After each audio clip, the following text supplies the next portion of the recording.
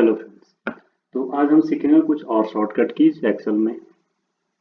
पिछले कुछ वीडियोस में आप और एक्सेल सीख चुके हैं थोड़ा बहुत कंट्रोल के साथ जो भी हम शॉर्टकट कीज यूज कर सकते हैं। आज मैं आपको सिखाने वाला ऑल्ट के साथ हम क्या क्या शॉर्टकट की यूज कर सकते हैं व्हाइल यूजिंग एमएस एक्सेल। ये आपको काफ़ी हद तक आपकी स्पीड बढ़ा देगा एक्सेल में काम करने की। आपको एक्सेल में कई बार हो सकता है माउस ना पकड़ना पड़े। इसके लिए आप ऑल्ट के साथ भी कुछ शॉर्टकट की यूज कर सकते हैं। जैसे मैंने यहाँ पे कुछ की लिखी हुई है, जिन्हें मैं आपको यूज करके अभी दिखाने वाला हूँ। जैसे क्या होता है कई बार यहाँ पे कि डेटा हमने लिखा किसी सेल में और ये सेल से ज्यादा इसका डेटा हो रहा है, इसमें जो हमने लिखा है सेल के अंदर ये एक पर्टिकुलर सेल से बाहर तक जा रहा है। तो इसके लिए हमें क्या करना था, ऑटो फिट होता था। इसके लिए कई बार हम इस कॉलम पे जाएंगे, जब ये प्लस का साइन आ जाता है यहाँ पे डबल क्लिक जब करते हैं तो ये ऑटो फिट हो जाता है, जहां तक डेटा होगा वहां तक ये चला जाता है। हम चाहते हैं इसके लिए हम माउस ना पकड़े और ये अपने आप हो जाए। तो इसके लिए हमें शॉर्टकट की यूज करना होगा। मैंने यहाँ पे लिखा है HOI।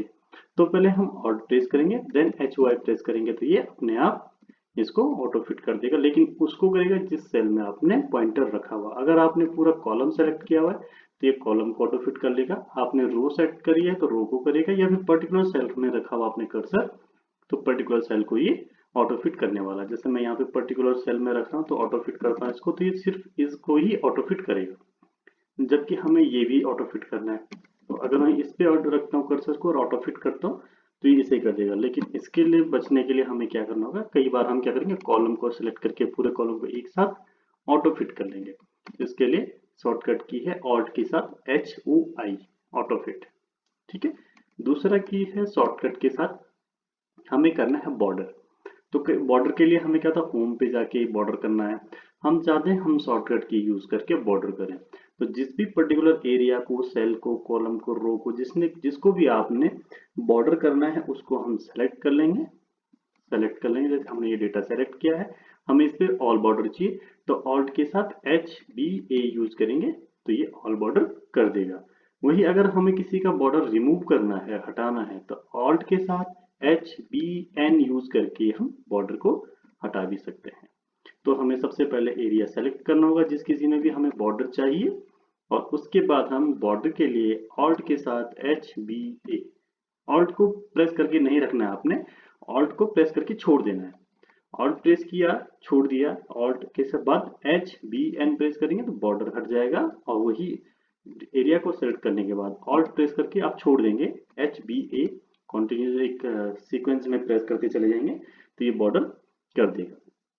वही जब भी आप ऑल्ट का यूज करोगे तो आपको ऑल्ट दबा के नहीं रखना है। कंट्रोल के साथ होता है कि जब कंट्रोल के साथ आप कोई बटन यूज करते हैं तो कंट्रोल को प्रेस करके रखना पड़ता है, लेकिन ऑल्ट को आपको प्रेस करके नहीं रखना है। ऑल्ट को प्रेस करने के बाद छोड़ देना है और सीक्वेंस में अपने जो शॉर्टकट कीज है उनको यूज कर लेना है।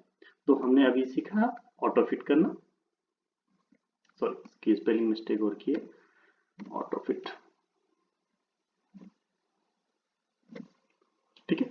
तो हम ऑटो फिट करना सीख गए हैं, बॉर्डर करना सीख गए हैं, बॉर्डर हटाना सीख गए हैं। अब हमें कई बार होता है जैसे हेडिंग होती है जो मेन लाइन ऊपर होता है, जैसे हम यहाँ पे लिख लेते हैं कि फंक्शन, ये की क्या फंक्शन कर दिए। तो हम चाहते हैं कि इसमें थोड़ा थिक बॉर्डर आए, तो इसके लिए हम सेलेक्ट कर लेंगे और ऑल्ट के बाद HBT प्रेस करेंगे तो इसका थिक बॉर्डर आ जाएगा। ये देख सकते हैं आप, यहाँ पे इसका थिक बॉर्डर आ चुका है। सेम थिक बॉर्डर को हटाने के लिए भी वही है, ऑल्ट के साथ HBN प्रेस करने पर हमारा बॉर्डर हट जाता है। अगर थिक बॉर्डर करना है सेलेक्ट करके एरिया जो भी है HBT करेंगे तो थिक बॉर्डर आपका अप्लाई हो जाएगा।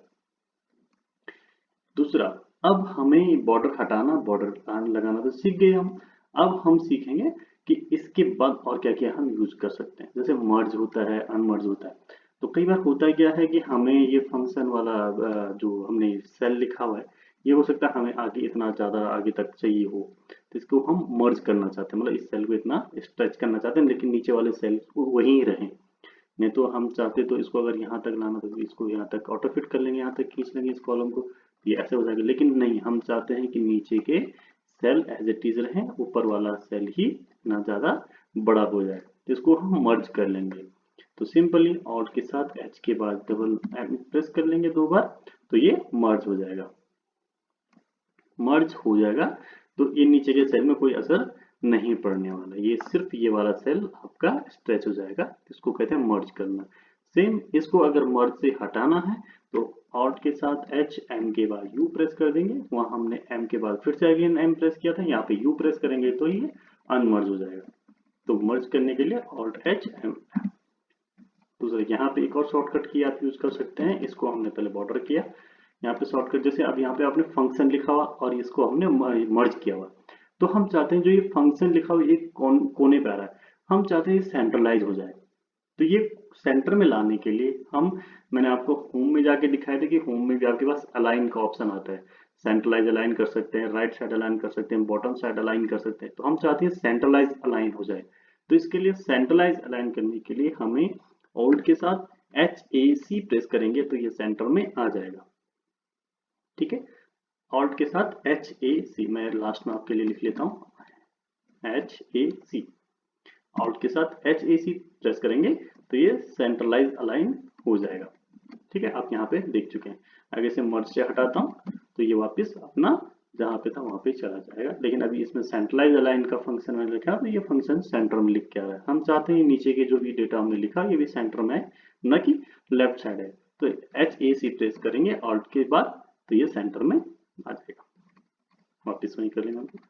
ठीक है, तो ये हम सेंट्रलाइज अलाइन करना सीख गए हैं मर्ज के साथ, और अनमर्ज करना भी हम सीख गए। मर्ज अनमर्ज हो गया। दूसरा, अगर हम कोई डुप्लीकेट, हो सकता है कि ये डेटा तो बहुत कम है लेकिन हमारे पास यूज डेटा है, ऊपर से नीचे तक ज्यादा डेटा है, और हमें डुप्लीकेट सर्च करना है कि डुप्लीकेट हाईलाइट हो जाए फट से एक कोई फंक्शन डाल के।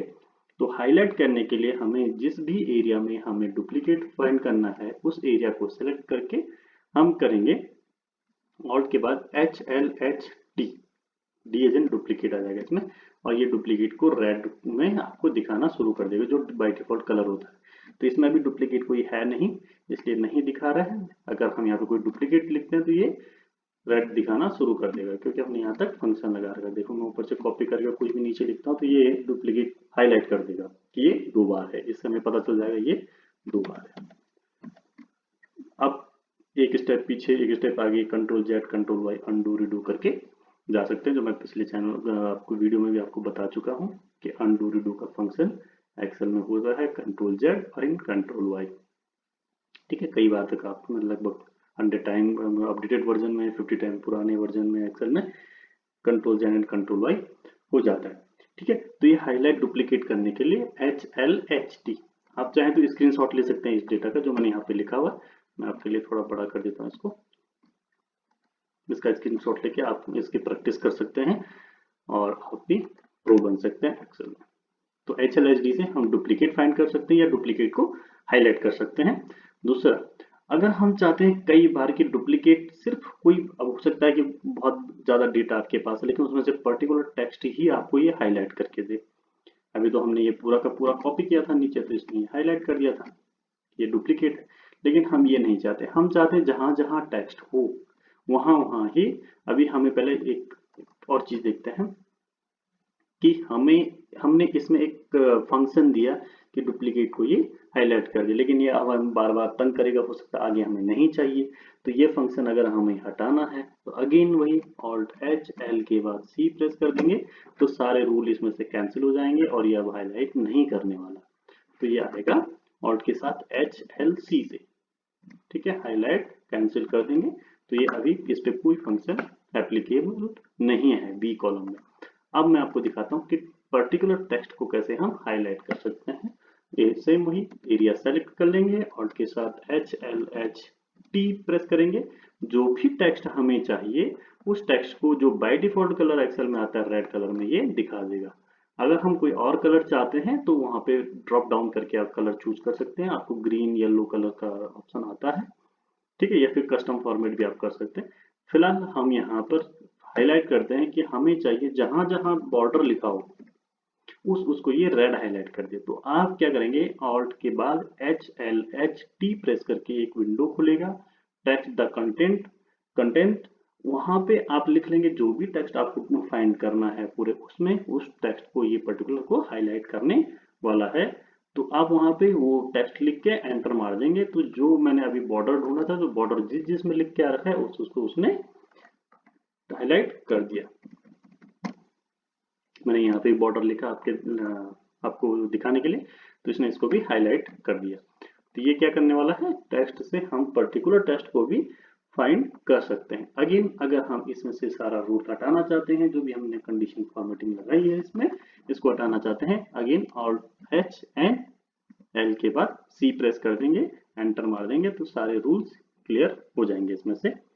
सेम अगर हमें रैप करना है, कई बार होता है कि हमें ऑटो फिट नहीं करना है ये चीज, जैसे हमने सबसे फर्स्ट वाला सीखा था ऑटो फिट करना, तो हमें कई बार होता है कि हमें ऑटो फिट नहीं करना, उसकी जो है विड्थ नहीं बढ़ानी है, हमें चाहते हैं कि वो वहीं पर दिख जाए। तो उसके लिए हम रैप टेक्स्ट करते हैं। तो रैप टेक्स्ट में क्या होता है कि ये रॉ की हाइट को बढ़ा देता है और डेटा वहीं पे दिखाना शुरू कर देता है कंप्लीटली, मतलब कोई भी चीज हाइड नहीं होती है।